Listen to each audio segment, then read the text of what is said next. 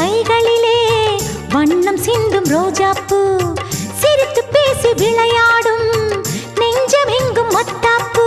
இன்னும் மந்திவானில் பச்சை கிளி கூட்டம் என்ன சொல்லி பறக்கிறது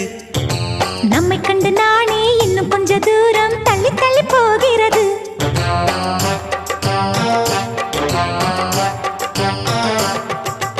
எங்களின் கதை கேட்டு தலையாட்டுது தாமரை பூ